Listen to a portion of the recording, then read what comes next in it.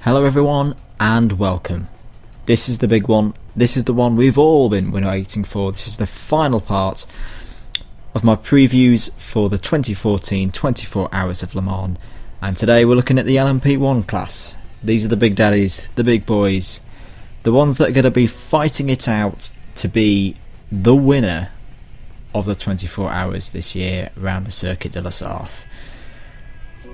So we've got a grand total of 9 cars in LMP1 this year, and what's exciting about this year, unlike any other, and it is unlike any other, all of these 9 cars are brand new.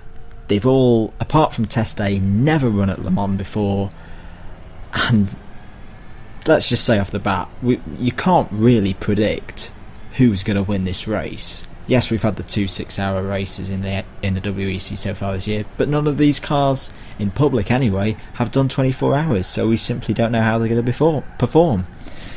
So I'm going to kick off with the 2 lightweight cars, because LMP1 is actually split into LMP1H and LMP1L for heavyweight and lightweights, and the 2 lightweight entries are both from the same team, and it's the Rebellion Racing team, who've built a brand new LMP1 car alongside Orica, and I love this car. It's not going to be pushing Porsche, Toyota and Audi, let's just say that, because it's very, very much a baby, and simply getting one of these cars to the finish of the race will probably be, I'm going to say it right now, the most impressive thing anyone will do at Le Mans this year if it happens.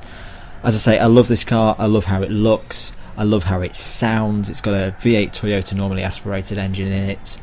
It's red and white, which if you know why my name Andrew the Blade is, you'll understand. It's just great, and I really wish the team the best of luck. So they've got 2 cars, firstly the number 12 car, which is being driven by Nicholas Prost, Nick Heidfeld and Matthias Besch, and the number 13 car being driven by Dominic Kreimer, Andrea Bellicchi and reigning GP2 champion Fabio Lima. Quite an interesting career move for him, but one that we're increasingly seeing that young drivers unable to get into F1 for whatever reason that may be, mostly financial, are looking at sports cars as the next step for their career. Whether Lima will stick with it, I don't know, but I wish him all the best of luck. The 12 will probably be the winner out of the 2 because it's got the more experienced squad, but yeah, as I say, if one of those Rebellions gets to the end of the race, I will be so pleased for them, because similar to the Straka car in LMP2, it's had a real difficult berth. The car wasn't at the first race of the WEC and performed pretty well at Spa, but to see it to get to the end of the race would be quite something. So go Rebellion. So let's move on to the real big boys, the heavyweights. Now, prepare yourselves, people. Andrew's going to get his engineering hat on. So we've got 3 manufacturers. Their purpose for the year was to build brand new hybrid equipped race cars, and this is how they've done them, because they've all done them in different ways. So you've got Audi. They have come with a V6 turbo diesel car that's got a flywheel system for storing its electric energy. So that's solution number 1. Then you've got Toyota, who've come up with a V8, not a V6, a V8. It's petrol, it's got petrol as its fuel, and it's normally aspirated, no turbo, and its electric hybrid system is based on supercapacitors. So once again, totally different. Let's throw Porsche in there. Porsche haven't even taken any of the aspects of the other 2. They have gone for a totally different system themselves. V4 engine, not V6, not V8, V4 petrol with a turbo. So unlike Toyota, they've actually got a turbo, and their hybrid system is quite like the F1 system, the battery KERS system. So there we go. That's what we're dealing with here. But what about the driver lineups? So let's kick off with Porsche. Porsche have got 2 of their brand new 909 hybrids. First time that they're taking on trying to win Le Mans outright since 1998.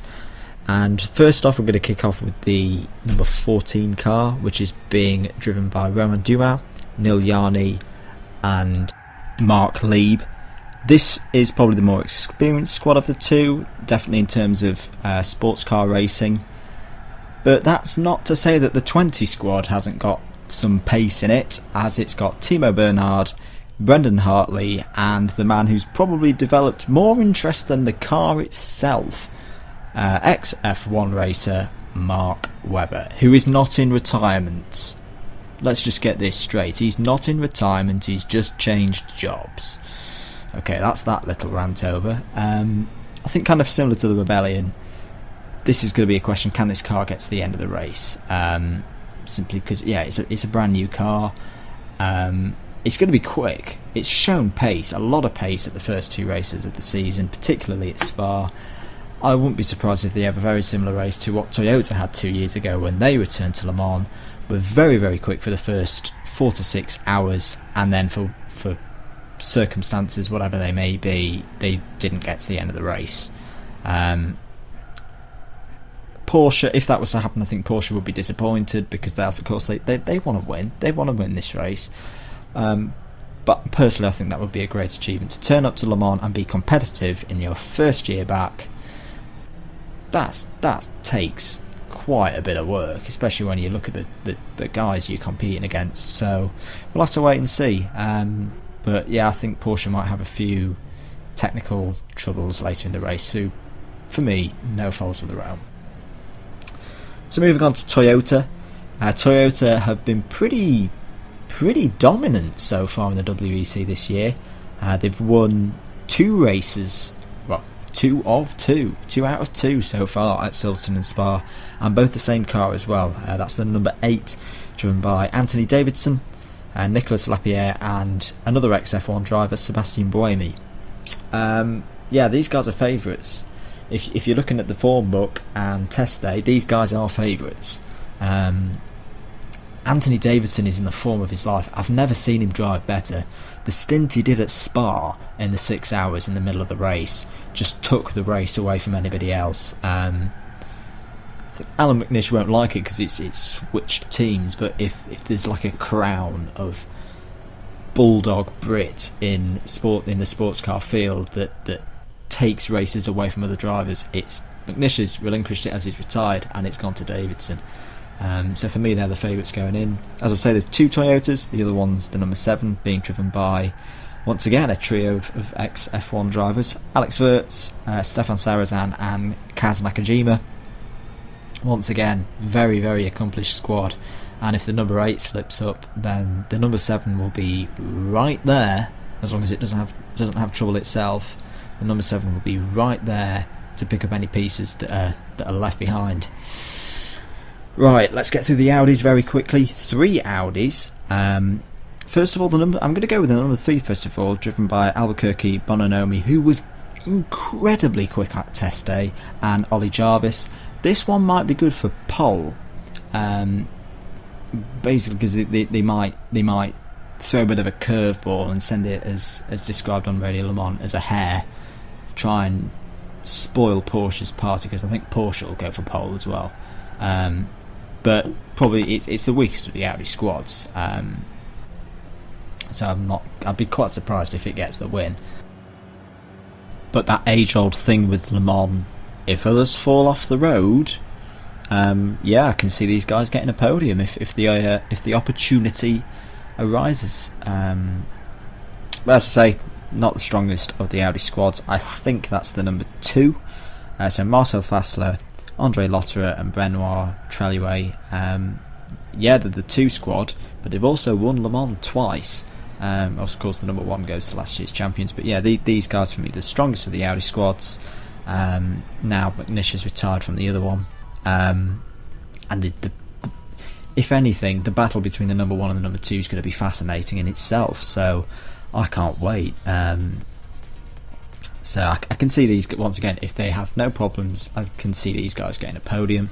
As for the number 1, Lucas de Grassi, Loic Duval, and the legend that is Tom Christensen. if you had to make me put my hand on my heart and say who I'd most want to win, it would be the number one. I have a feeling Christensen will retire. He's the last of that original Audi crop of drivers that they had at say around 2000. To sign it off with 10 wins would just be true testament to how great the guy is. He is the greatest driver never to race in Formula 1 for me. So yeah, that's who I want to win. Who I think will win will still be the number 8. But yeah, for me, number one all the way. So that's it. That's all 4 classes previewed. I hope you've enjoyed the video. If you have, then please give it a like. And if you want to hear more from me, then click that subscribe button in the top right hand corner. I've been Andrew the Blade. I'll catch you guys later.